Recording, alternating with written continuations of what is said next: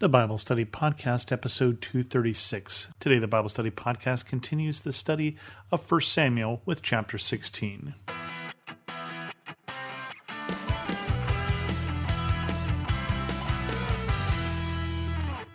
Welcome to the Bible Study Podcast. We have a momentous chapter this time in 1 Samuel, which is the introduction of David. David is anointed king in this episode. Sort of. Let's see what 1 Samuel 16 says. The Lord said to Samuel, "How long will you mourn for Saul, since I have rejected him as king over Israel? Fill your horn with oil and be on your way. I am sending you to Jesse of Bethlehem. I have chosen one of his sons to be king." But Samuel said, "How can I go? If Saul hears about it, he will kill me." The Lord said, "Take a heifer with you and say, 'I have come to sacrifice to the Lord.' Invite Jesse to the sacrifice, and I will show you what to do. You are to anoint for me the one I indicate." Samuel did what the Lord said. When he arrived at Bethlehem, the elders of the town trembled when they met him. They asked, "Do you come in peace?" Samuel replied, "Yes, in peace. I have come to sacrifice to the Lord. Consecrate yourselves and come to the sacrifice with me." Then he consecrated Jesse and his sons and invited them to the sacrifice. When they arrived, Samuel saw Eliab and thought, "Surely the Lord's anointed stands here before the Lord." But the Lord said to Samuel, "Do not consider his appearance or his height, for I have rejected him. The Lord does not look at the things people look at. People look at the outer appearance, but the Lord looks at the heart." Then Jesse called Abinadab and had him pass in front of Samuel. But Samuel said, "The Lord has not chosen this one either." Then Jesse had Shammah pass by, but Samuel said, "Nor has the Lord chosen this one." Jesse had 7 of his sons pass before Samuel, but Samuel said to him, "The Lord has not chosen these." So he asked Jesse, "Are these all the sons you have?" "There is still the youngest." Jesse answered, "He is tending the sheep." Samuel said, "Send for him. We will not sit down until he arrives." So he sent for him and had him brought in. He was glowing with health and had a fine appearance and handsome features. Then the Lord said, "Rise and anoint him. This is the one." So Samuel took the horn of oil and anointed him in the presence of his brothers. And from that day on, the Spirit of the Lord came powerfully upon David. Samuel then went to Ramah. So this is an interesting section here because David is anointed king, and David is not the one that Samuel expected. Samuel is sent specifically to the house of Jesse. God says, "This is where you're supposed to go, and I'll show you which is the right son." And there's this whole thing about sacrificing to hide from Saul the fact that he is going to be replaced, that Samuel is anointing his successor. Now, not immediately, of course, and more not immediately because David is still a boy. But Saul wouldn't care. Saul would basically, as we'll see later on, strive to protect his kingship. And so Samuel goes somewhat in secret, at least his mission is secret here. And the Lord shows him finally this 8th son of Jesse, David, and says, "This is the one who will be anointed king." Whatever there is about the first 7, they are not the ones that God chose. And we see with the first one that Samuel looks at Eliab and says, "Surely this is the one." And he says, "No, don't consider his appearance or his height. The Lord does not look at the things that people look at." As God looks at us, he doesn't care what we look like. He cares about our character. He cares about the fruit that we bear more than he cares about our appearance. Now, we tend to look at the superficial.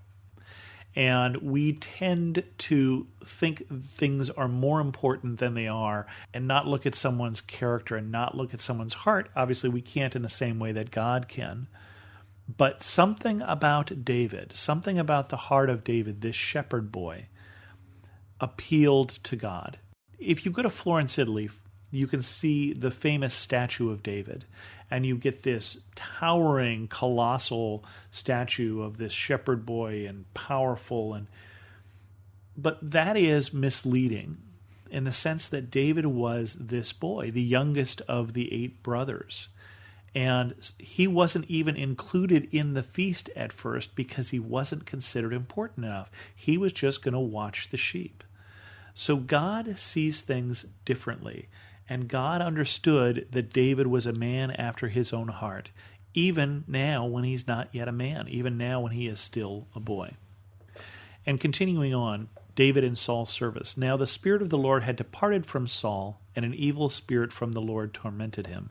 Saul's attendants said to him, "See, an evil spirit from God is tormenting you. Let our Lord command his servants here to search for someone who can play the lyre. He will play when the evil spirit from God comes on you, and you will feel better." So Saul said to his attendants, "Find someone who plays well and bring him to me." One of the servants answered, "I have seen a son of Jesse of Bethlehem who knows how to play the lyre. He is a brave man and a warrior. He speaks well and is a fine-looking man, and the Lord is with him." Then Saul sent messengers to Jesse and said, "Send me your son David, who is with the sheep." So Jesse took a donkey loaded with bread, a skin of wine, and a young goat, and sent them with his son David to Saul. David came to Saul and entered his service. Saul liked him very much, and David became one of his armor-bearers. Then Saul sent word to Jesse, saying, "Allow David to remain in my service, for I am pleased with him." Whenever the Spirit from God came on Saul, David would take up his lyre and play. Then relief would come to Saul, he would feel better, and the evil spirit would leave him. This section here where it says that this evil spirit was sent from God is a little problematic for me, and I have a little trouble with these particular words or that particular phrasing, but that's the way this is written, so we won't deny that. There is a debate among religious people in general about where evil comes from, and certainly there are other places in the Bible that says that God doesn't send evil, but in this particular place we see this evil spirit or a harmful spirit was sent from the Lord to torment Saul. But David is an antidote to that spirit. So the question we have to ask is, why would God do that? Why would God send that tormenting spirit to Saul? Well, one obviously answer would be just to get even. Just Saul hasn't obeyed him and he's going to torment him. And that's certainly a possibility, but it's interesting. And I wonder if the rest of the chapter gives us a clue, the fact that because of this condition, David is brought into Saul's service. And David gets now to spend time in the palace, and David gets the chance to spend time with Saul, this relationship that shouldn't have happened.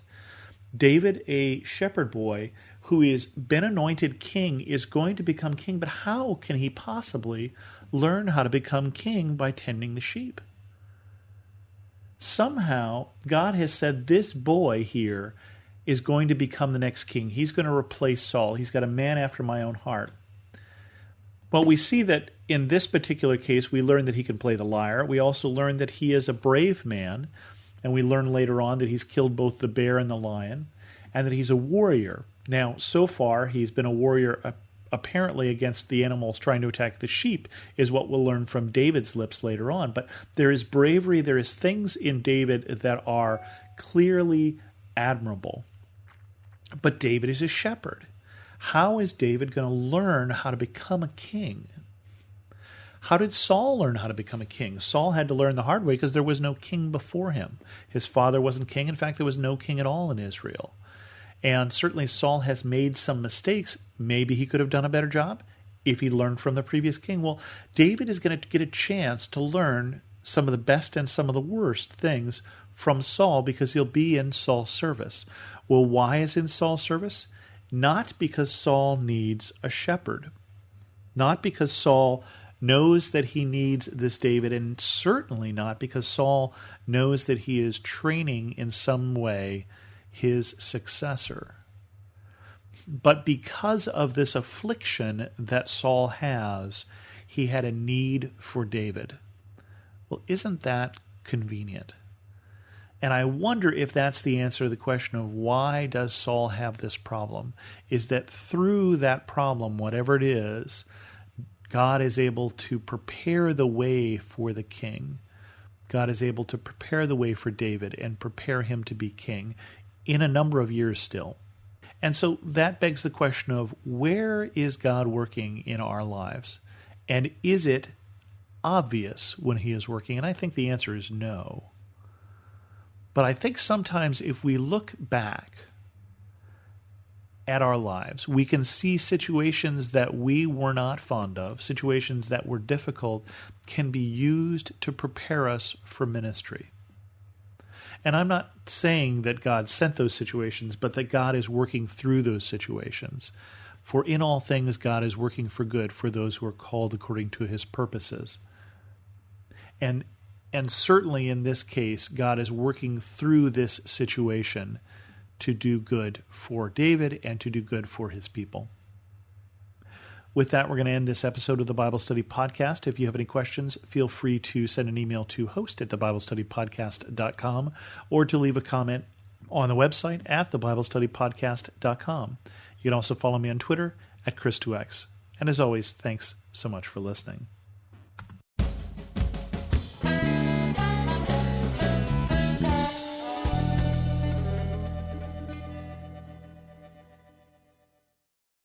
You're fearfully and wonderfully made. God looks at your heart, not your jean size. Do you know the verses, yet still stress over your body? Oh, I get it. I was raised in church, but I struggled with food, eating disorders, and my body for decades. I'm Heather Creekmore, host of the Compared to You podcast, where we talk about all things body image and comparison from a biblical perspective. We get real about the pressure to focus on appearance in a culture where looks seem to matter most. Whether you're wrestling wrinkles or battling the scale, Compared to Who is the show for you. You'll laugh a little and be encouraged a lot. If you're ready to stop comparing and start living, visit lifeaudio.com to listen and subscribe.